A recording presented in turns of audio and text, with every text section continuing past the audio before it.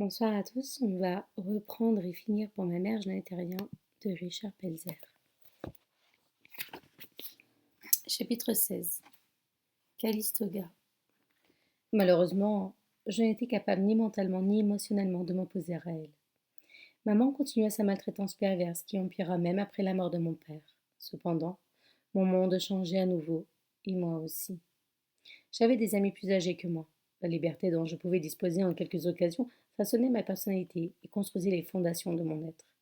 Je changeais, et sans savoir encore ce que j'allais devenir. Comme souvent, le brouillard matinal de Daly City était froid et humide. Je compris que le jour s'était levé, et toute la maison était silencieuse. Allongée dans mon lit, je me demandais ce que cette journée allait m'apporter. Je me levai et me précipitai pour enfiler mon survêtement et mes baskets, faire mon lit et sortir de la maison avant qu'il eût le temps de se lever. J'arrivai à la maison de Ben et je frappai à la fenêtre de sa chambre. Quand il ouvrit, je constatai qu'il ne devait pas être couché depuis très longtemps. J'avais 15 ans et j'étais curieux de savoir ce qu'un célibataire de 21 ans pouvait faire à rester debout si tard, et si souvent. Je ne me rendis pas du tout compte que je ne connaissais rien à la vie. Il y avait beaucoup de choses que j'ignorais, mais que j'allais rapidement découvrir. Quelques minutes plus tard, la porte du garage s'ouvrit et Ben fut prêt à aller courir. Nous commençâmes notre jogging comme d'habitude en descendant en bas de Westmore Hill avant de décider quelle direction nous allions prendre. En courant, nous discutions de tout et de rien. Souvent, Ben me posait des questions sur mes bleus et les marques sur mon corps. Comme d'habitude, j'éludais les questions et changeais de sujet de conversation en lui posant des questions sur lui ou sur tout autre sujet qui n'avait rien à voir avec moi. Nos conversations étaient réconfortantes pour nous deux. Ben était l'heureux propriétaire d'une Honda 754. Il me laissait l'aider à nettoyer sa moto ou à lui passer les outils quand il la bricolait. La plupart du temps, quand il avait terminé de la réparer et qu'il avait besoin de faire des essais, je montais à l'arrière. J'avais l'impression qu'il était exactement comme mon frère Ross. Cette liberté et cet enthousiasme valaient bien l'effort que coûtait le nettoyage de la moto. Si maman découvrait un jour que je montais sur cette moto, même en tant que passager, j'allais sûrement en payer le prix. Pourtant, je ne pouvais pas laisser cette chance d'être avec quelqu'un qui appréciait ma compagnie. Le samedi, de retour de notre jogging autour de Westmore Hill, nous discutions de nos projets pour la matinée, qui en général comprenaient des beignets au petit déjeuner.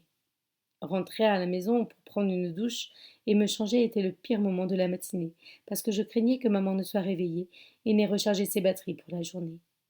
Ce jour-là, je sortis les plus beaux vêtements de l'énorme pile de linge qui trônait sur la table de billard dans la chambre de mon frère, puis me précipitai dans la salle de bain pour prendre une douche.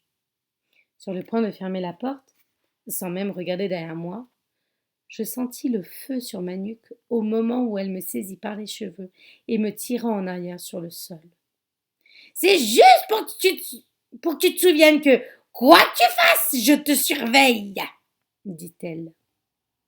Je vis le regard vide dans ses yeux injectés de sang et sentis la vodka dans son haleine. Quand elle me lâcha, ma tête heurta le sol. Elle se frotta les mains pour se débarrasser des cheveux qu'elle m'avait arrachés et qui tombaient sur mon visage. Je restai étendue, aussi immobile que possible. Je savais très bien que si je bougeais, ou bien si je faisais un bruit, je pourrais réveiller le démon qu'elle cachait en elle et ouvrir les portes de l'enfer. Elle s'éloigna en riant et gagna la cuisine pour boire son café et fumer sa cigarette du matin. Je me relevai et fermai la porte rapidement, mais aussi silencieusement que possible. Je passai la main derrière ma tête et découvris qu'elle m'avait arraché une bonne poignée de cheveux ce matin-là. Ouais, je vais prendre une douche et je verrai après la tête que j'ai. Comme je n'avais pas beaucoup de temps, je passai rapidement sous la douche. Un coup d'œil dans la glace ne suffit, pardon. Un coup d'œil dans la glace ne suffit pas pour voir qu'il était évident que quelque chose était arrivé à mes cheveux. La peau de mon crâne était encore tout rouge. Cependant, je m'habillai puis repris la direction de la maison de Ben. La porte du garage était ouverte et la moto se trouvait exactement là où nous l'avions laissée. Je me dis que ce devait être vraiment génial de conduire cette énorme moto. Ben sortit de sa chambre et me demanda si j'étais prêt. Quand il me passa affectueusement la main sur la tête, je serrai les dents et lâchai un petit cri. Horrifié, il me regarda. J'étais tellement gênée que J'avais la tête basse. Il comprit ce qui s'était produit et me dit combien il était désolé. Il ne parlait jamais des causes. Il se préoccupait toujours des conséquences. Pour moi, Ben était comme un autre monde. Il estima qu'aujourd'hui il valait mieux prendre la voiture et replaça les casques sur le siège de la moto. J'étais déçue, mais tout de même content de faire quelque chose avec lui. Après le lycée Westmore se trouvait Rollin Peanut Donuts, ce bijou que j'avais découvert grâce à mon frère Ross, qui parlait souvent du thé à la menthe et au citron qu'on pouvait y prendre, et des filles qui y travaillaient. Comme toujours, le temps fila, et il me fallut bientôt rentrer là où je dormais. C'est un endroit particulier qui s'appelait chez moi. Il y avait pas mal d'agitation dans la maison, mais je parvins à me faire discret. Pourtant, maman était toute excitée. Elle était au téléphone avec mamie et semblait heureuse. Cette fois-ci, elle paraissait presque sincère. En esprit, je prévins mamie que maman était en train de concocter un plan pour obtenir quelque chose d'elle. Maman raccrocha et passa devant moi comme si j'étais invisible, comme si elle ne me voyait pas, ce qui valait sans doute mieux. Je la suivis et restai derrière la porte à écouter. Je reçus un choc en apprenant que nous allions réellement déménager. Maman avait tout prévu. Nous irons à Salt Lake, dit-elle à Scott, et nous trouverons une maison. Nous passerons du temps là-bas. Kate va adorer. Nous passerons des vacances en famille en Utah. À mesure que je m'imprégnais de la nouvelle, j'étais toute excitée. Les rares fois où nous rendions visite à mamie, elle me laissait profiter de sa piscine ou jouer avec ses clubs de golf sur la pelouse. J'étais submergée de souvenirs heureux. J'ouvris la porte et entrai dans la pièce tout content. Maman se contenta de se retourner, de faire une pause en me regardant fixement, avant de reprendre sa conversation avec mon frère. Je fus surpris des idées qui sortaient de sa bouche. Nous allions prendre des vacances, ce que nous aurions dû faire depuis longtemps, pour avoir une activité familiale qui nous réunisse. C'était trop beau pour être vrai. Comme toujours, c'était effectivement trop beau pour être vrai. Il était évident que j'étais excitée. Maman me regarda et me dit « Le voyage est réservé à mes garçons. Tu resteras pour surveiller la maison pendant notre absence. Mes garçons ont besoin de temps pour se remettre du choc de leur père, de la mort de leur père. » Je restais là, paralysée par ces paroles et en colère contre moi-même parce que je m'étais laissée aller à la joie. J'aurais dû savoir.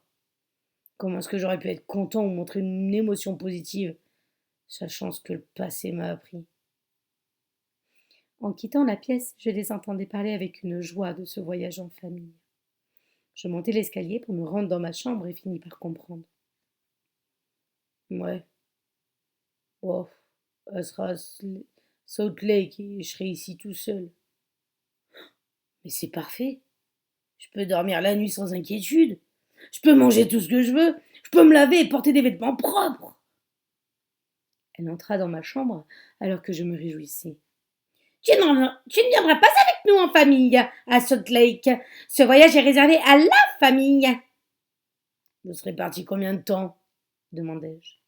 Une quinzaine de jours, aboya-t-elle. Nous partons en vacances. Puis nous reviendrons chercher nos affaires. Pour des questions de sécurité, je m'efforçais de prendre l'air le plus triste possible pour lui faire croire que ses remarques tordues m'avaient anéanti. Une fois de plus. En réalité, j'étais fou de joie.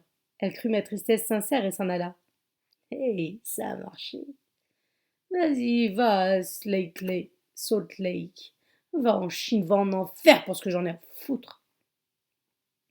Toutes les possibilités qui s'ouvraient à moi me vinrent en tête. Il fallait que j'annonce la nouvelle à Ben. Elle était au téléphone avec Salt Lake, mais cette fois-ci elle parlait à tante Amy et oncle Todd. Je sortis discrètement et courus le long de la rue, mais la voiture de Ben n'était pas là. Je revins lentement vers la maison. C'est alors que j'aperçus sa Cougar Mercury verte. Il me fit signe, klaxonna, et je suivis sa voiture jusque chez lui. Ouais, j'ai une grande nouvelle. Maman et mes frères s'en vont à Salt Lake City en Utah.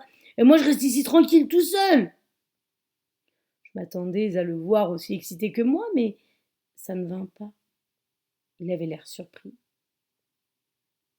Ils vont s'installer à Salt Lake City !» m'exclamai-je avec enthousiasme. Il avait toujours le regard vide. Nous nous dirigeâmes vers le garage.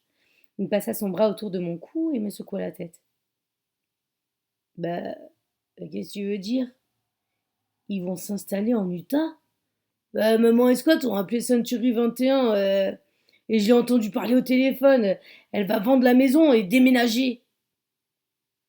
Ben me demanda de m'asseoir dans le garage, à côté de la boîte à outils. Mais qu'est-ce que tu racontes? Ah, maman et mes frères vont s'installer là-bas et je suis plus obligé de vivre avec elle. Tu n'as pas compris? Elle s'en va! Non, Richard. C'est toi qui ne comprends pas. Elle ne peut pas laisser un enfant tout seul. Elle ne peut pas déménager et te laisser là. Il était visiblement en colère. Mais où est-ce que tu vas vivre? Comment tu vas te nourrir? Avec quel argent? Il m'envoya toutes ces questions à la figure comme s'il était en colère contre moi. Pendant qu'il continuait à parler, je réfléchis et compris qu'il avait raison. Bah, j'ai pas d'argent, j'ai rien, j'ai 15 ans. Au moment où il remarqua que je ne l'écoutais plus, il s'interrompit et tenta de me rassurer en me disant que tout allait bien se passer. Après un silence embarrassé, il changea de sujet et me demanda si je pouvais l'aider à changer la chaîne de sa moto. Je fus heureux de le faire. Le vendredi suivant, un agent immobilier de Century 21 vint faire une estimation de la maison. Le lundi matin, la maison était vendue et nous avions 15 jours pour déménager. Maman avait décidé de louer la maison pendant 15 jours pour nous donner le temps d'en trouver une à Salt Lake City. Le mercredi, la vente eut lieu et maman reçut le chèque. La première chose qu'elle fit le jeudi matin consista à se rendre chez le concessionnaire Chevrolet pour acheter une nouvelle voiture pour le voyage en Utah. C'était la première fois que j'allais chez un concessionnaire. J'y passais mon temps à m'émerveiller des voitures neuves, en particulier de la nouvelle Corvette. Assis sur le siège du conducteur, j'avais l'impression de pouvoir partir sans jamais regarder en arrière. Sans prévenir, elle m'attrapa par les cheveux, me tira hors de la voiture et contre le sol. Un rapide coup de pied dans les côtes pour que je comprenne le message. Il m'était interdit de toucher à cette voiture. Elle se pencha vers moi et me murmura à l'oreille. Si tu touches à cette voiture, ça va te coûter cher. Je me relevai et me dirigeai vers les baies vitrées. En regardant le magasin Toys R Us de l'autre côté de la rue, je me rappelais des moments plus heureux quand maman nous y amenait tous pour choisir le jouet que nous voulions. Sur les conseils de Scott, maman acheta une Chevrolet Citation 1980 toute neuve. C'était une voiture ridicule, l'une des plus moches que j'ai jamais vues. Payer cash une voiture qui pouvait à peine contenir 4 personnes me parut terriblement comique. Ce soir-là, rentrer à la maison dans cette voiture fut un événement. Les voisins sortirent de chez eux pour voir ce qu'elle avait acheté. Tout le monde voulait savoir quand nous allions déménager. La seule personne qui demanda où nous allions nous installer fut Suzanne, la maman de Josh. Son père, Fred, avait une idée assez précise, qu'il cachait avec dégoût, de ce qui se passait chez moi. Cette semaine-là, j'ai appris ce qu'il pensait de maman et des garçons. Pendant que mon frère finissait de charger la voiture, je m'assis dans ma chambre en attendant leur départ. Pour la première fois depuis longtemps, je pouvais m'asseoir dans le salon sans crainte. Je n'en pouvais plus d'attendre. Peu de temps avant leur départ, maman vint dans ma chambre pour m'expliquer que la maison devait rester intacte, devait rester exactement en l'état. Il ne devait y avoir aucun problème. La nouvelle vie de sa famille en dépendait. Elle me donna 60 $ et s'éloigna. Depuis la fenêtre de ma chambre, je les regardais s'éloigner. Ah ouais, enfin, ils sont partis. Je pouvais respirer. J'attendis 10 minutes avant de mettre mon manteau et de me rendre à pied à la galerie marchande de Cala. J'achetai toute la nourriture que je voulais. Le long chemin du retour ne me parut pas fatigant, parce que je pensais à la pizza, aux macaronis au fromage, à toutes les chips et au soda que j'allais pouvoir ingurgiter. J'arrivai à la maison avec mes trésors juste avant la nuit. Alors que je déballais les courses sur la table de la cuisine, le téléphone sonna. C'était Suzanne qui m'invitait à dîner. Je l'informai que je rentrais tout juste de faire les courses et que j'avais déjà dîné. Merci quand même, lui dis-je. Quelques instants plus tard, Josh débarqua pour vérifier que maman était bien partie et que j'étais seule à la maison. Il me répéta à plusieurs reprises que son père n'arrivait pas à croire que maman ait pu me laisser seule. Je lui dis que c'était génial, mais je compris que cela mettait son père en colère. Il m'intimidait. Chaque fois que j'allais chercher Josh, et qu'il était là, après le travail, je me faisais discret auprès de lui. Quelques minutes après que Josh fut rentré chez lui, j'eus un autre coup de téléphone de Suzanne, qui me demanda de venir. En montant les marches de leur maison, je pensais: bon, j'ai juste dîné avec eux et rentré ensuite. Je ne voulais pas alimenter la colère de Fred, qui n'appréciait pas que je sois seule à la maison pendant que maman était à Salt Lake. Suzanne et Fred m'expliquèrent qu'ils trouvaient que c'était mal de me laisser tout seul à la maison et qu'ils étaient là si j'avais besoin de quoi que ce soit. Je fus surpris de constater qu'il était en colère contre maman, mais pas contre moi. J'ai essayé de leur dire que tout allait bien, et Fred répondit qu'il comprenait que je sois content de son absence, mais que lui ne l'était pas. Je réalisais ce qu'il voulait dire. Il savait ce qui se passait chez moi, et était heureux de le savoir loin de moi. Finalement, je rentrai chez moi et m'installai devant la télé au salon. J'avais toute la nourriture dont j'avais besoin. Je n'avais pas de corvée à faire et n'avais pas besoin d'essayer d'échapper à maman. C'était le paradis. J'ôtai mes vêtements sales et m'allongeai sur le canapé en sous-vêtements. Je dormis là parce que je n'avais aucune envie d'aller dans mon propre lit. Tôt, le lendemain matin, Ben vint voir si tout allait bien. C'était agréable de savoir que les gens comprenaient la situation et qu'ils s'inquiétaient pour moi. Quel dommage que je me rende compte seulement quelques jours avant de déménager qu'autant de gens se préoccupaient de mon sort. Ben fit en sorte de me laisser choisir une activité sympa avant le déménagement. Nous en discutâmes et je décidai que nous devions aller en moto à Calistoga, en Californie. Je n'y étais jamais allée. Je n'étais jamais allée nulle part et j'étais curieux de tout. J'avais décidé de partir à moto avec Ben plutôt que de rester chez moi avec mon meilleur ami Josh. Non pas parce que je ne voulais pas passer du temps avec lui, mais plutôt parce que je ne pouvais pas laisser passer une telle chance d'aller visiter des lieux inconnus pour moi. J'avais juste entendu parler des parcs aquatiques, des piscines, de la nourriture et dire combien tout ça était sympa. De plus, on y allait à moto. Je n'aurais manqué ça pour rien au monde. Je me rendis chez J.C. Penney pour acheter un maillot de bain. J'avais calculé l'argent dont j'aurais besoin pour la nourriture et conclu qu'avec ce que maman m'avait laissé, je pouvais me permettre d'acheter un maillot. Une fois dans le magasin, je réalisai que les maillots de bain coûtaient bien plus que ce que j'avais imaginé.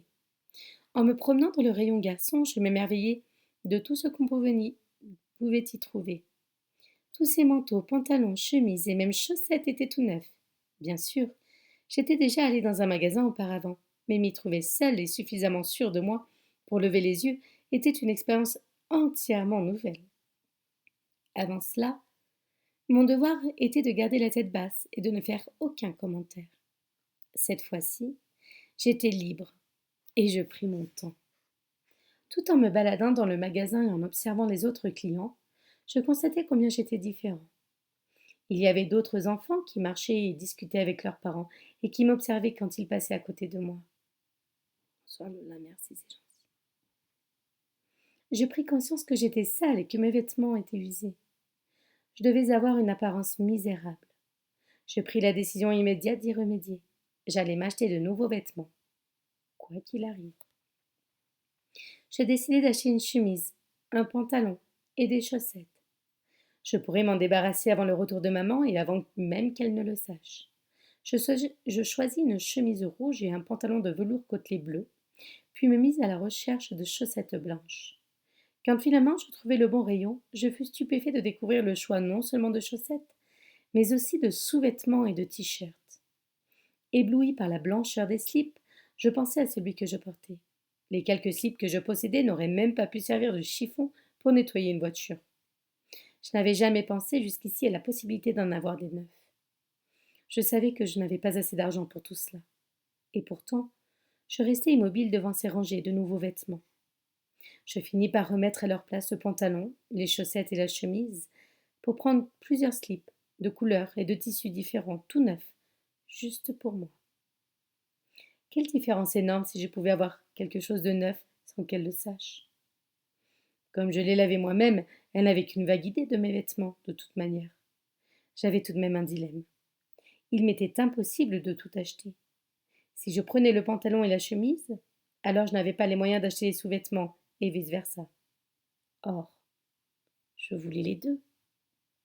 Avec soin, je sélectionnai quelques slips, puis revins vers le rayon des pantalons et des chemises. Je cachai les slips dans la jambe du pantalon et me rendis vers les cabines d'essayage. À l'intérieur, je déchirai les emballages et enfilai 3 ou 4 les uns par-dessus les autres.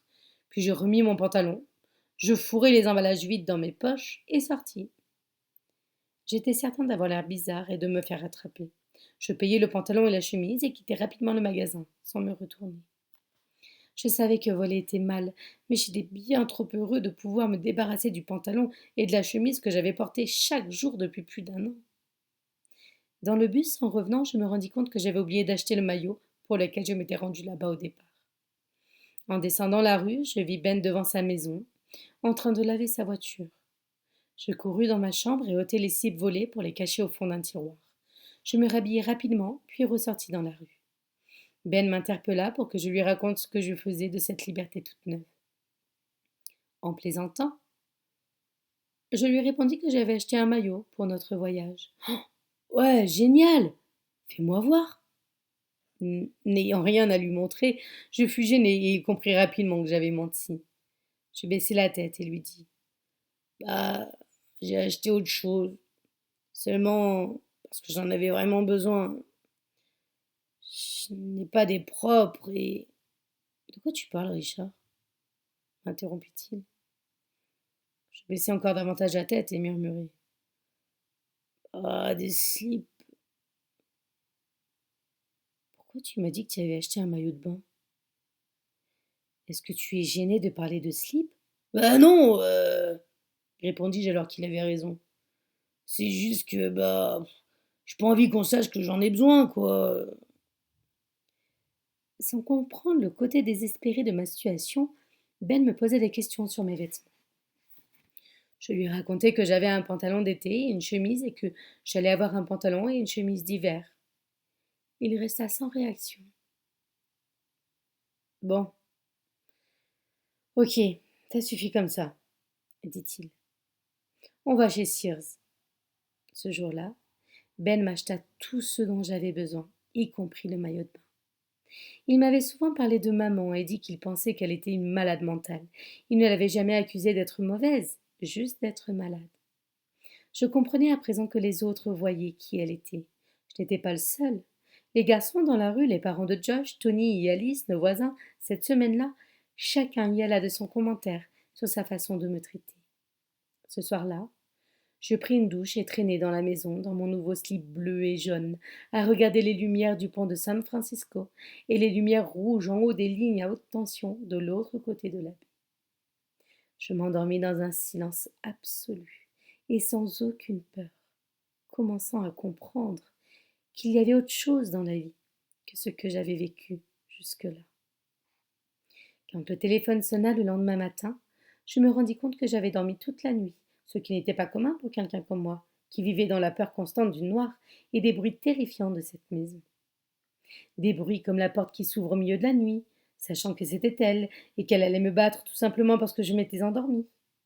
J'étais censée rester éveillée jusqu'à ce qu'elle me vienne me souhaiter une bonne nuit et récapituler toutes les bêtises que j'avais faites pendant la journée. Même si elle ne venait pas, j'étais censée rester éveillée à l'attendre. Au téléphone, Josh me demanda si je voulais venir prendre le petit déjeuner avec lui. Ne sachant pas quelle heure il était, je me lavai en un clin d'œil. Très fière d'être propre et d'avoir des vêtements neufs, je me sentais bien. Pour la première fois, je passai devant le père de Josh avec une certaine confiance en moi. Suzanne prépara un petit déjeuner et nous servit du lait. C'était merveilleux d'avoir autant de nourriture. Les enfants, Josh, Kevin et Donna, avaient hâte de quitter la table. Ils pouvaient se parler aussi librement qu'ils le voulaient. Quand Josh comprit que je n'étais pas pressée, il s'en alla, me laissant avec son père manger 4 fois plus que nécessaire. Celui-ci ne fit aucun commentaire sur mes manières, mes vêtements ou quoi que ce soit d'autre. J'étais le bienvenu. Je pensais qu'il approuvait le fait que j'avais repris le contrôle de la situation et en tirais le meilleur parti. Je ne me souviens pas m'être sentie bien dans ma peau dans leur maison avant ce jour-là. À maintes reprises, j'étais passée aussi vite que possible devant son fauteuil pour descendre des escaliers qui menaient à la chambre de Josh et Kevin. Je l'avais souvent entendu faire des commentaires sur mon apparence et crier au scandale que maman puisse s'en tirer à si bon compte. De retour chez moi, je préparai rapidement un sac avec mes nouveaux vêtements, puis me rendis chez Ben. Nous devions partir ce matin-là. J'étais toute excitée. J'imaginais tous les endroits que nous allions voir, la liberté dont nous allions disposer à moto, fendant l'air sur les merveilleuses routes de Californie. Je tendis mon sac à Ben et il l'attacha à l'arrière de la moto. Visiblement excité, il m'expliqua à nouveau ce que je devais faire. Bon, tu dois faire attention à te pencher avec moi dans les virages. Accroche-toi bien à moi. Je buvais ses paroles. En sortant de la ville, je constatai que j'avais largement sous-estimé la beauté de Californie. Les arbres, leurs couleurs, les kilomètres de route noire et l'odeur de l'air étaient presque sacrés. J'enregistrais tous les paysages dans mon esprit. La Californie était comme un rêve. Près de Calistoga, nous nous arrêtâmes dans un petit café qui s'inscrivait parfaitement dans son environnement et dans le paysage. Assis là, nous parlâmes du bon vieux temps, quand je l'aidais avec sa moto ou sa voiture, ou quand nous faisions notre jogging autour de Westmore Hill. D'une drôle de façon, évoquer ces souvenirs était presque triste. Nous reprîmes la route et peu de temps après, nous arrivâmes en vue de Calistoga. À mesure que nous approchions du centre-ville, les panneaux et les publicités le long de la route se firent plus nombreux. Nous quittâmes la route principale pour parvenir à notre destination. Un instant plus tard, nous entrâmes dans le parc aquatique et garâmes la moto. En arrivant à l'entrée, je lui demandai s'il savait combien coûtait le billet. Ouais, t'inquiète pas, dit-il. Je m'en charge. Cela me procurait un sentiment d'amour fraternel. Nous passâmes la journée sur toutes les attractions aquatiques possibles et imaginables, à nous poursuivre et à nous éclabousser. Nous profitâmes au maximum de chaque minute. La nuit commença à tomber, la journée touchait à sa fin. Satisfaits du temps que nous avions passé ensemble, nous rentrâmes à la moto et comprîmes que le retour n'allait pas être aussi simple que l'aller. Nous étions tous deux fatigués et le trajet allait être long. Épuisé, je m'efforçai de faire comme il m'avait dit. De retour chez nous, en descendant de la moto, l'air était froid et il faisait sombre. L'humidité du brouillard, ajoutée à celle de mon nouveau jean, augmentait encore mon épuisement. J'étais fatiguée rien qu'à l'idée de rentrer chez moi à pied. Quand Ben me demanda si je voulais dormir sur le canapé de sa chambre, j'acceptai sans hésitation. Une fois à l'intérieur, nous laissâmes tomber nos sacs sur le sol. Il me montra le canapé et me demanda d'attendre qu'il ait trouvé un drap et une couverture. J'attrapai mon sac pour y chercher un slip et des chaussettes sèches et me changeai. Assis au bord de son lit, je sentais mes yeux se fermer. Sans le vouloir, je tombai sur le lit et m'endormis sans m'en rendre compte. De retour dans la chambre, il se contenta d'étendre la couverture sur moi et de mettre un oreiller sous ma tête. Je dormis du sommeil le plus tranquille et le plus reposant de ma vie. Totalement à l'aise, sans aucune peur, je dormis les yeux fermés. Chapitre 17. Bienvenue à la maison. Après la mort de papa, je pris plus à cœur le fait que de nombreuses personnes avaient disparu de ma vie. Papa, David et Ross suivaient leur propre chemin et m'avaient abandonné. J'avais presque 16 ans quand je découvris à l'intérieur de moi quelque chose qui me fit peur, un sentiment qui jaillit à la surface comme un volcan. La colère. Je pensais être capable de montrer à maman qu'elle ne pouvait plus me traiter comme un monstre de foire. Et quand j'essayais de m'opposer à elle, c'est le petit rouquin qui prenait possession de mon corps d'adolescent. J'étais encore un petit garçon timide, et je me haïssais pour cela. Les jours qui suivirent, je profitais simplement de la tranquillité de la maison. Je pouvais me coucher aussi tard que je voulais et dormir profondément, sans aucune crainte. Je savais qu'elle allait finir par revenir. À mesure que les jours passaient et que la date prévue de son retour se rapprochait, l'angoisse venait gâcher la joie merveilleuse d'être seule.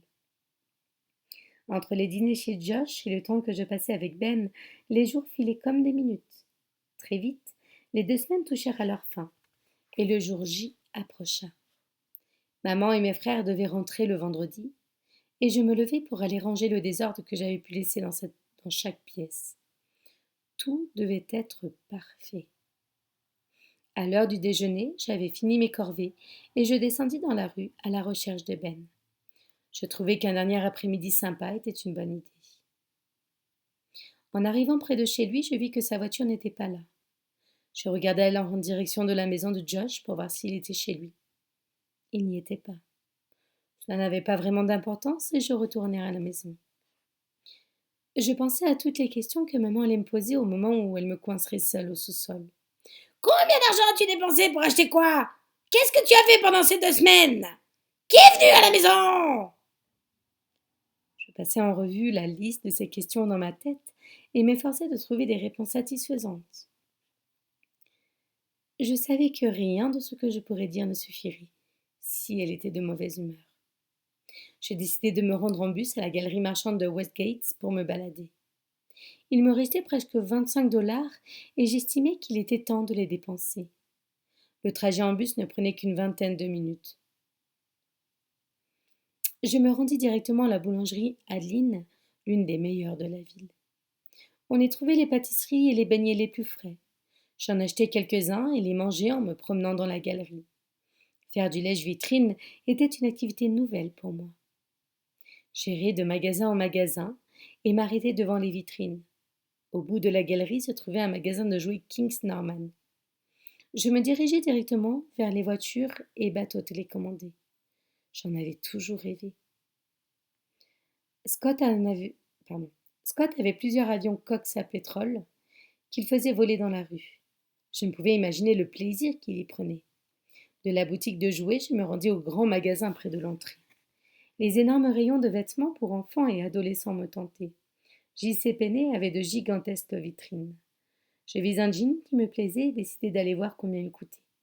Je savais que maman ne remarquerait même pas que j'avais acheté des vêtements si je ne lui disais rien. Je me baladai dans les divers rayons du magasin, émerveillée devant tous ces habits. Dans le rayon d'adolescents, je découvris des uniformes de scouts. Il y avait un large présentoir avec une centaine de badges et des patchs différents. Je me souvenais des uniformes que mes frères aînés portaient à l'époque où ils étaient scouts. Je me souvenais du foulard jaune et bleu autour du cou de David, attaché par une épingle dorée, et de sa casquette jaune et bleue.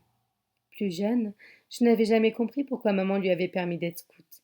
J'avais toujours espéré qu'un jour je pourrais appartenir à un groupe comme celui-là. Malheureusement, ce jour n'était jamais venu. J'avais le vague souvenir de papa en uniforme de scout, debout à côté d'un de mes frères aînés. Rapidement, je trouvai les vêtements que je voulais acheter et cette fois-ci, je les payai. Je ratai le bus qui devait me permettre de rentrer à la maison juste avant maman. J'attendis le suivant avec angoisse. Je savais qu'il me fallait rentrer et cacher mes achats dans l'armoire.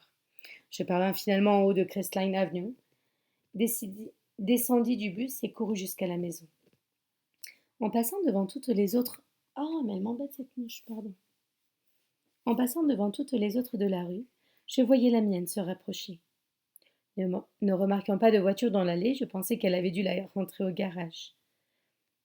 Ou alors que j'étais arrivée avant elle. La porte du garage était fermée.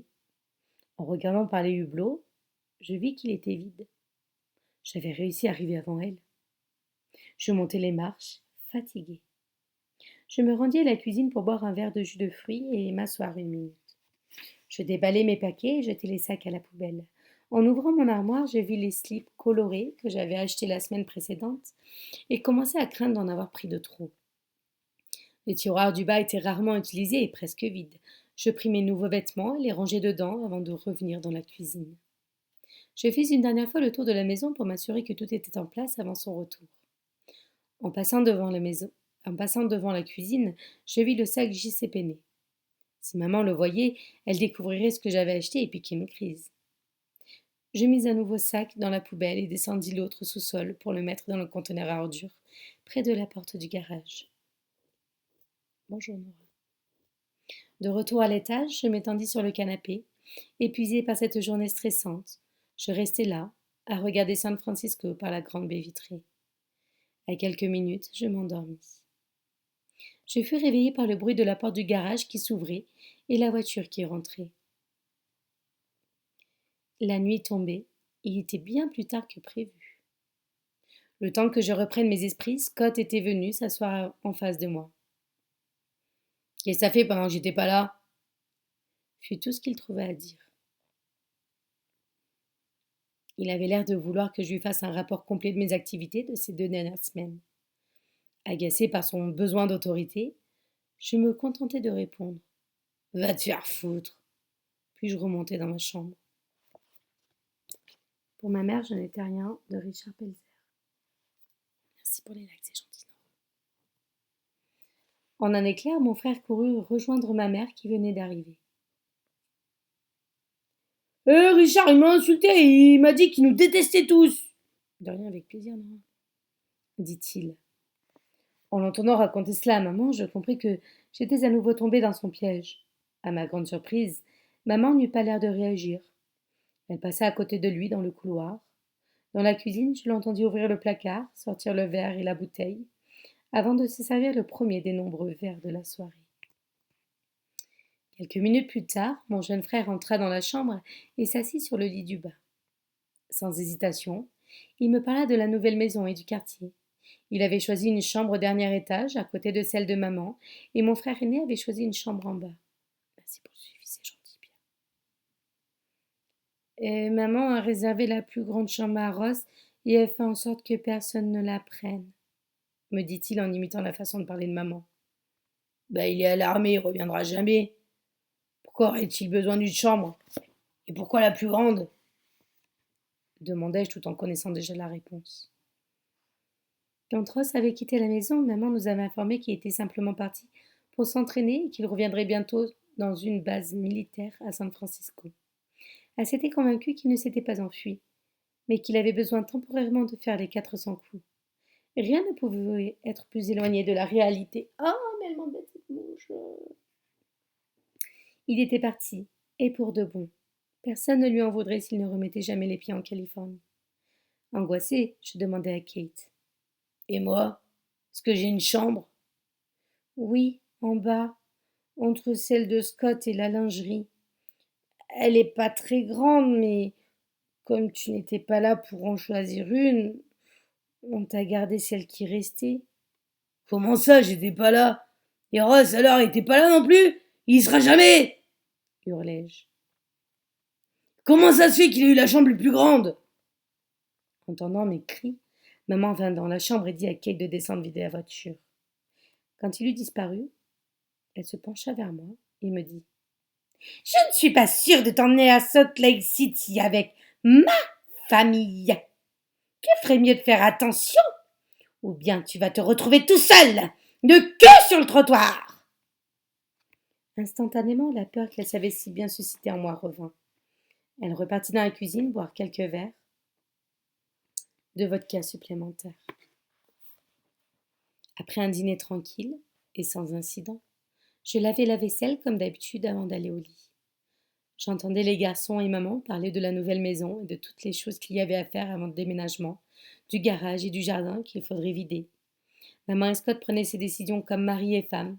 Pour elle, il avait pris la place de papa. Une fois les autres garçons couchés, maman, qui avait eu le temps de s'abrutir d'alcool, vint me voir dans ma chambre et m'ordonna de sortir du lit. Elle faisait attention à ne pas parler trop fort, parce que mon jeune frère était endormi dans le lit en dessous du mien. Une fois hors du lit, elle m'attrapa par l'oreille et me tira dans la chambre. Tu ferais mieux de pas réveiller ton frère ou je te tue, murmura-t-elle. J'allais pleurer de douleur quand je vis son regard et compris qu'elle était complètement saoule. Dans la cuisine, elle descendit un verre de vodka en me regardant fixement. Puis elle se dirigea lentement vers la table de la salle à manger. Je vis toutes sortes de cochonneries étalées sur la table. Elle avait sorti la poubelle du conteneur dans le garage. Et en étudiant le contenu pour voir ce que j'avais jeté pendant ces 2 semaines. Qu'est-ce que c'est que ça? Demanda-t-elle en désignant une boîte plastique qui avait contenu un de mes déjeuners avec Ben. Ça vient de Denise, fut tout ce que je pus dire avant qu'elle ne sorte un petit sac de canettes de soda vide. Et ça? Ce sont des canettes de soda, répondis-je, ne comprenant pas le problème. Elles étaient là pour les garçons, pas pour toi. Mais enfin, pour qui est-ce que tu te prends? Je les ai achetées pour les garçons, pas pour toi, espèce de crétin qui bégait, hurla-t-elle. J'étais désespérée. Je savais qu'elle allait trouver les emballages de slip avant même que j'aie pu finir d'y penser. Elle est sortie de la poubelle. Et qu'est-ce que c'est que ce bordel? Est-ce que tu aurais acheté des vêtements sans ma permission? Cria-t-elle. J'en avais besoin, j'avais suffisamment d'argent. Et c'est ma faute, je n'aurais pas dû te laisser d'argent. Autant d'argent, aboya-t-elle. J'aurais dû te laisser manger ce qu'il y avait dans la poêle. Le regard furibond, elle revint dans la cuisine, m'attrapa par le col de la chemise et rapprocha son visage du mien. L'odeur de vodka était insoutenable. Tu vas dans ta chambre chercher tous les sous-vêtements que tu as achetés et tu me les ramènes immédiatement, m'ordonna-t-elle. Quand elle lâcha le col de ma chemise, je sentis la colère gronder en moi. Ce sentiment de colère totale, le même que celui qui m'avait saisi la dernière fois que j'avais osé lui répondre, c'était comme un volcan. Je sentis le flot d'adrénaline dans ma poitrine. J'avais l'impression que j'allais exploser. En la regardant dans les yeux, je trouvais un tout petit peu de courage en moi. N'obéis pas, Richard, ne cède pas, accroche-toi. Je n'étais plus le petit requin timide des années précédentes. J'avais 15 ans et je mesurais presque 1,80 m. Et pourtant, elle avait cette capacité à me transformer en petit garçon sans défense. Quelque chose à l'intérieur de moi me dit de céder et d'obéir. Elle était bien trop saoule pour que je joue à ce jeu-là. J'allais chercher les vêtements que j'avais achetés quand Ben et moi étions rendus à Calistoga. En tenant le maillot et les vêtements qu'il m'avait achetés, je me souviens combien nous nous étions amusés. Ne me fais pas attendre, garçon, appela-t-elle. Le ton de sa voix rouvrit la porte et la colère dans mon cœur bouillonnait en moi. J'allais exploser. Pourtant, j'obéis tranquillement et fermai les yeux en me concentrant sur ce qu'elle disait. Quand elle m'appelait garçon, c'était qu'elle était sur le point de piquer une crise. Je remis le maillot dans les tiroirs et pris les slips que Ben m'avait achetés. Je laissai ce que j'avais volé en sécurité dans le tiroir du milieu. Ramène ton cul dans la cuisine immédiatement! Je revins lentement dans la cuisine, m'attendant au pire. Sans prévenir, elle me poussa en avant et me plaqua sur le sol, puis se mit à me donner des coups de pied en hurlant qu'une fois de plus je ne méritais pas sa confiance. Tu ne comprendras donc jamais, hein? Je sais tout ce que tu fais, tout! Tu ne peux rien faire sans que je le sache. Pendant tout ce temps, elle continua à me donner des coups de pied. Je m'éloignai en rampant vers la table de la salle à manger, et elle me laissa me relever. Le feu à l'intérieur de moi me dévorait, et j'étais sur le point d'exploser. Pas maintenant. Accroche-toi, accroche-toi, me répétais-je encore et encore. En l'entendant continuer à hurler sur toutes les bêtises que j'ai pu faire dans ma vie, je cessai de l'écouter et commençai à rêver à ce que je voudrais faire avec elle. Je m'imaginais me retourner doucement et marcher directement vers elle. Son regard de colère se transformerait en peur au moment où je lui dirais « C'est terminé. Tu ne feras plus jamais !» Au moment où je lui dirais qu'elle ne me frapperait plus jamais, je me reculerai et lui donnerai un coup de pied qui la ferait tomber à terre. Je lui dirai que plus jamais elle ne m'abattrait à me faire perdre conscience. Je lui donnerai coup de pied après coup de pied, dans la poitrine, dans la tête, dans l'estomac. L'espace d'un instant, je me revis sur le sol près du frigo. Sans connaissance, je lui dirai « Et plus jamais tu m'étrangleras jusqu'à ce que je tombe dans les pommes !» Je placerai mon pied en travers de sa gorge et l'écraserai jusqu'à ce qu'elle cesse de respirer comme elle l'avait fait avec moi. Je me voyais m'agenouiller, soulever sa tête par les cheveux pour la cogner ensuite, encore et encore contre le sol. Dans mon rêve, j'arrivais à me battre. Je revins à la réalité pour l'entendre hurler « Maintenant, prends ces slips et mets-les avec le reste des ordures !» La table était couverte des cochonneries qu'elle avait sorties de la poubelle. Des ordures étaient tombées sur le sol autour de la table. Sans comprendre, j'obéis. Je les jetai au-dessus du tas et me retournai vers elle. « Retourne-toi! Ne me regarde pas !» ordonna-t-elle. À nouveau, l'odeur d'alcool emplit l'air. Sans faire attention, je me tournai vers la table. Elle me prit totalement par surprise, m'attrapa par les cheveux et me mit la tête dans les ordures sur la table. Je relevai les bras pour reprendre mon équilibre, mais elle me mit un coup de genou au côté. Je grinçai des dents de douleur et m'affaissis au niveau de la grosse table en bois. Elle tira ma tête en arrière et frappa violemment mon menton contre la table.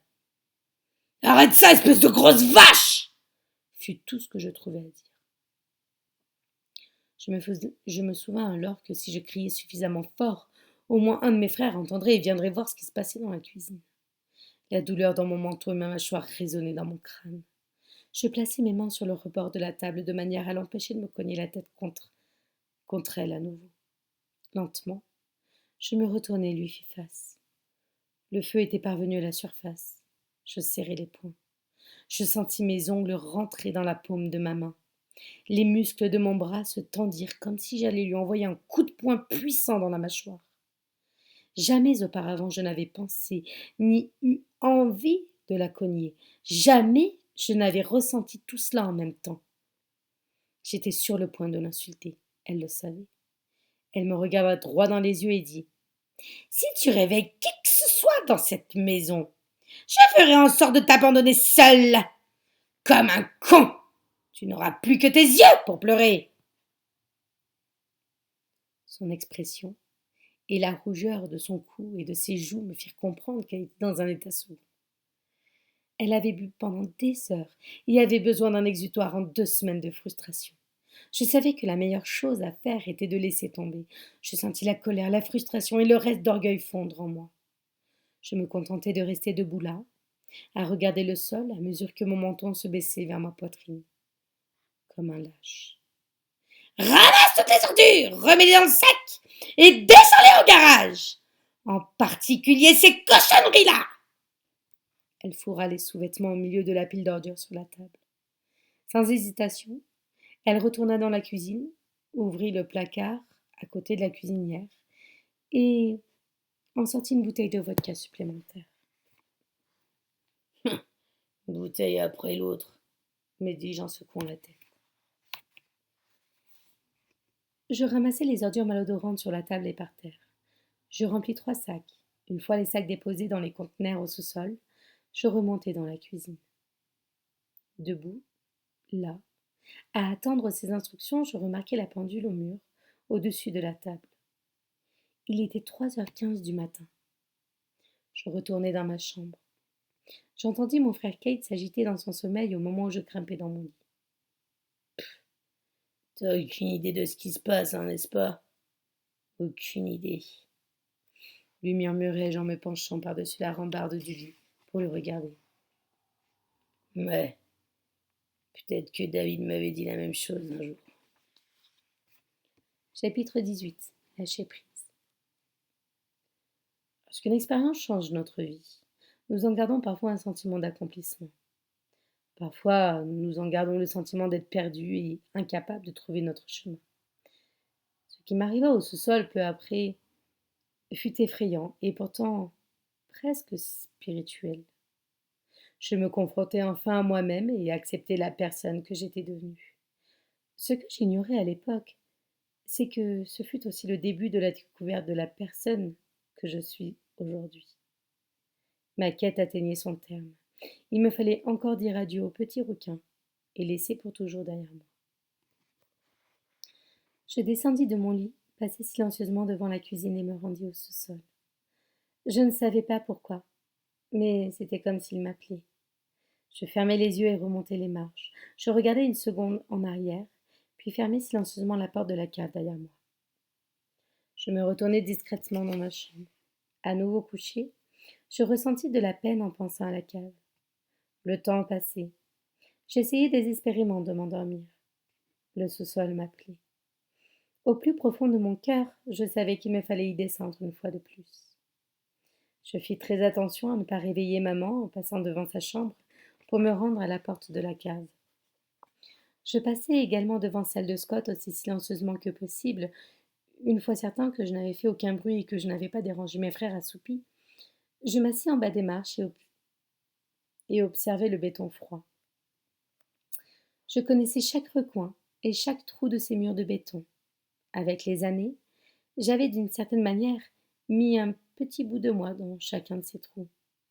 Je pouvais me rappeler certains événements et émotions des années passées.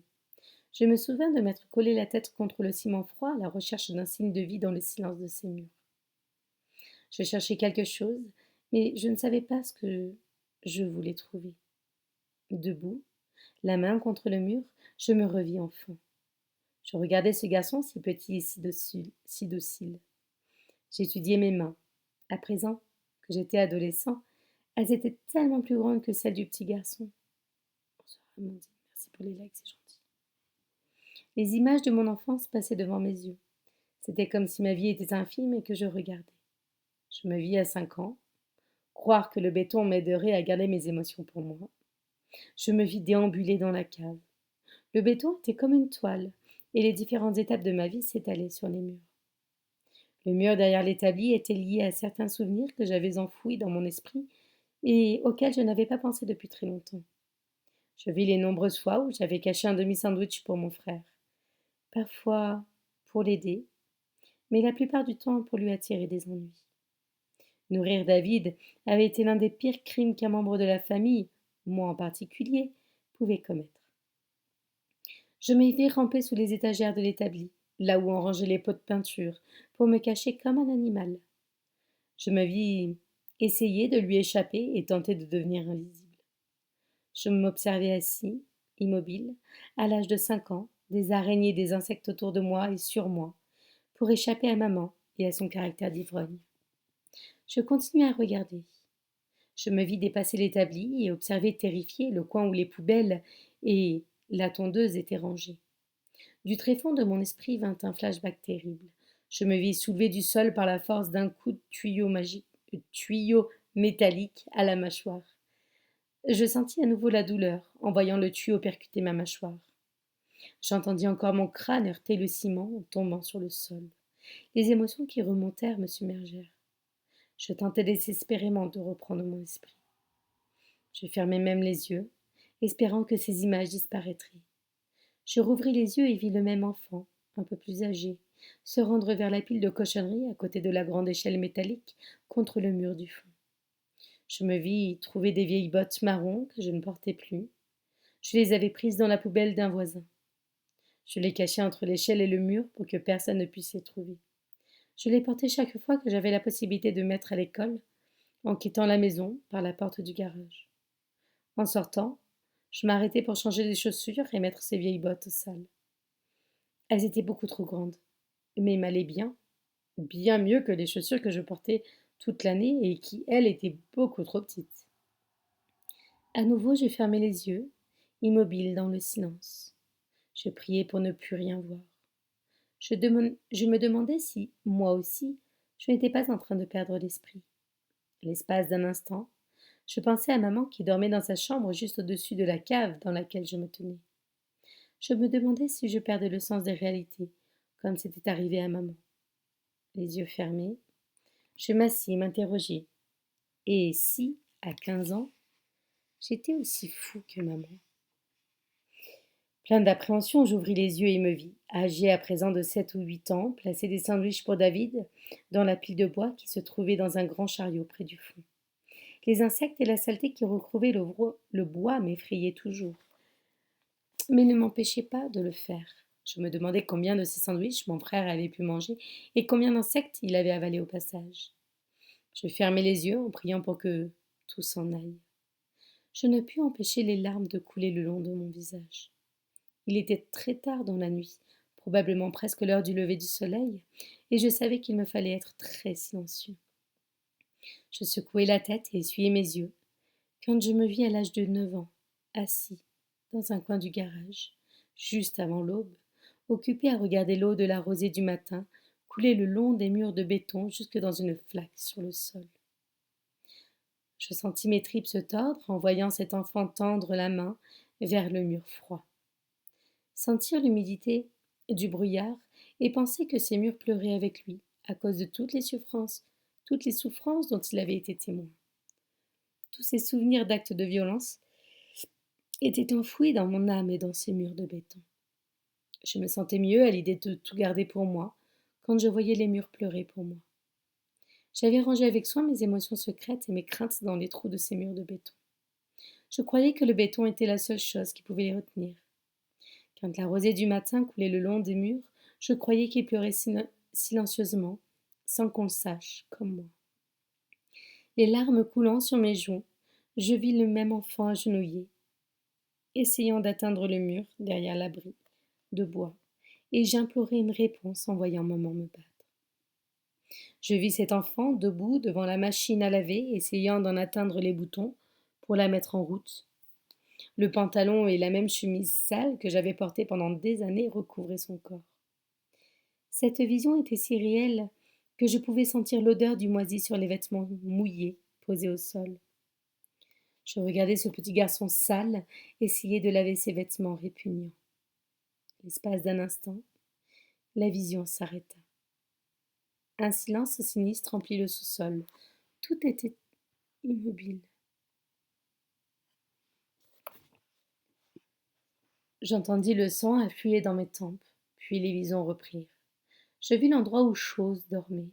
Par image très brève, je le vis avec presque rien sur le dos, souffrant du froid et de la faim, avec des bleus et des traces sur son corps malingre.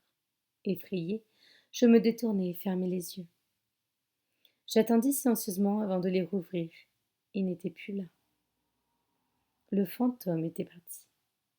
Avant même de pouvoir réfléchir à ce que j'avais vu, je me tournai vers le dernier mur contre lequel se trouvaient les hautes étagères métalliques et une énorme collection de cochonneries. Je vis avec horreur ma mère pousser ce petit garçon contre les étagères. Le bruit des étagères en métal s'écrasant contre le sol par-dessus moi fut si réel que je crus qu'il allait réveiller toute la maison. Je me vis tendre les bras vers elle, l'appeler, alors qu'elle s'éloignait en riant. Puis, les visions cessèrent, les fantômes de mon passé disparurent. Tout était froid et silencieux. Je réalisais que toute ma vie jusqu'à aujourd'hui n'avait été qu'un mélange de douleur et de larmes. Les miennes et celles que je voyais couler le long des murs de béton du sous-sol.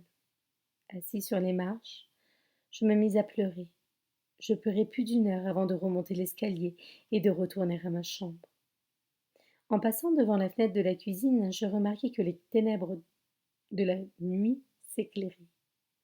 C'était l'aube et une nouvelle journée commençait. Au fond de mon cœur, j'étais persuadée que je n'aurais jamais l'occasion de comprendre ce que ces visions disaient. J'ignorais ce que ce petit garçon cherchait. De retour dans mon lit, je restais assis à réfléchir à ce que je venais de vivre dans la cave. J'eus une illumination. Ce que j'avais cherché, c'était moi-même. Pendant toutes ces années, j'avais cherché une réponse en béton, sans le savoir. J'avais déambulé dans la cave à regarder le béton, à regarder ce petit garçon, à lire la personne qu'il était et ce qu'il était devenu. Pour la première fois, depuis des années, je me sentis à l'aise et en sécurité. Je savais qui il était. Je comprenais aussi ce qu'était maman. Je savais ce que je devais faire pour mettre un terme à la douleur, à la peur et aux larmes. Ces larmes avaient été la seule constante de ma vie. Maintenant, je n'avais plus peur d'elle et je me sentais à l'aise avec la décision que je venais de prendre. Je savais ce que je devais faire. J'avais réfléchi de nombreuses fois à la possibilité de me tuer, mais cette fois-ci c'était différent. À 15 ans, je n'avais ni remords, ni culpabilité. J'éprouvais simplement un calme dont je n'avais fait l'expérience que rarement dans la vie. Entre ce calme et le brouillard matinal de San Francisco, je me sentais bien. Je m'étendis sur le ventre, accoudé sur le matelas, la tête entre les mains, pour regarder la fenêtre. Le ciel passa des ténèbres à une couleur orangée chaude et réconfortante. C'était ce réconfort que je ressentais à l'intérieur. Jamais jusque-là je n'avais fait l'expérience d'une telle compréhension. Il était clair que le petit requin avait disparu. À présent, j'avais 15 ans, je mesurais presque 1,80 m et pesais 80 kilos. J'étais physiquement capable de m'opposer à maman, et je ne l'avais pas compris jusqu'alors. En pensant à cela, je me souvins de la scène qui avait eu lieu plus tôt cette nuit-là. Je repensais à maman dans la cuisine, dans son habituel état de haine, affligeant des souffrances comme elle savait si bien le faire quand, l'espace d'un instant, je m'étais transformée. Au moment où j'avais fermé le poing et tenté de contrôler la rage qui grandissait à l'intérieur de moi, comme un volcan sur le point d'exploser, j'avais pu ressentir la colère et la force incroyable de l'envie de l'envoyer de l'autre côté de la pièce d'un seul coup de poing. Pendant quelques secondes, j'avais été prêt à me défendre et à arrêter cette folie. Mais j'avais cédé, encore une fois. C'est cela que je ne pouvais pas comprendre. Qu'est-ce qui me faisait céder? J'étais plus âgé, plus grand et plus fort. J'aurais pu l'arrêter. Bah, qu'est-ce qui t'en empêche? Me demandai-je. Alors j'eus la révélation. Tandis que les lueurs de l'aube emplissaient ma chambre et que les premiers rayons du soleil brisaient les ténèbres, j'eus la révélation. Je m'accrochai à ce petit garçon. J'avais cherché si désespérément l'amour de maman que je ne pouvais pas laisser partir ce petit garçon jusqu'à ce qu'il ait trouvé un moyen pour que maman l'aime. Je fus abasourdie d'avoir passé autant de temps à m'accrocher à cette enfance, à rester ce petit garçon. En pensant à ma vie, je compris qu'enfant, je n'aurais jamais pu m'opposer à maman. Je suis plus ce petit garçon. Il est parti, dis-je à voix haute et avec confiance en moi. Tout devenait logique. J'étais sur le point de quitter le quartier dans lequel j'avais grandi et tous les gens qui avaient fait partie de ma vie jusqu'ici. J'étais sur le point de commencer un autre voyage, cette fois-ci en tant qu'adolescent. Penser à cette nouvelle vie dans une nouvelle ville, avec de nouvelles personnes m'emplit d'espoir. Quand le soleil atteignit mon visage, je sentis la chaleur de cette nouvelle journée. Je sus quoi faire. Je regardai par la fenêtre et pris une profonde inspiration. Puis, je m'assis sur mon lit et dis silencieusement adieu au petit garçon à l'intérieur de moi. Postface. Parmi toutes les questions que l'on se pose, celle qui revient le plus régulièrement est: comment est-il possible que l'on ait pu laisser faire ça? Il n'y a pas de réponse simple. Plutôt que de prendre du temps et de l'énergie à se poser cette question et à recoller les morceaux du puzzle, je me concentre sur ce qui se passe aujourd'hui. Dans l'environnement social actuel, ce genre de maltraitance pourrait rarement se poursuivre aussi longtemps. Étant donné l'attention portée aux enfants dans les écoles, personne ne permettrait qu'une telle chose se produise. Le chemin parcouru depuis les années 70 est énorme et nous avons tous vu trop de choses qui ressemblent à la maltraitance sur des parkings, dans des magasins ou même chez nos voisins. Les ressources dont disposent les enfants, les adultes et les parents se sont considérablement améliorées et cela fait toute la différence. Cette différence a permis de transformer de nombreux parents et de sauver beaucoup d'enfants. C'est tout ce qui compte. Ce livre n'a qu'un objectif: développer la conscience et la détermination de chacun d'entre nous, parents, tuteurs, familles et adultes responsables, à comprendre qui nous sommes vraiment. Les plus infimes actions, bonnes ou mauvaises, ont un impact sur les plus petits.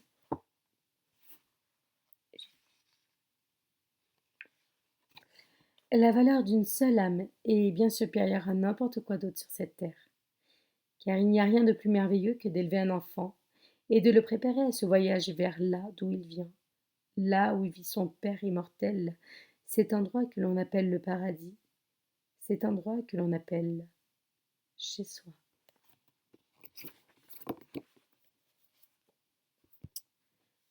Je vous remercie à tous pour votre passage, je vous souhaite une agréable soirée, puis on se retrouve très vite pour un nouveau livre. Bisous bisous.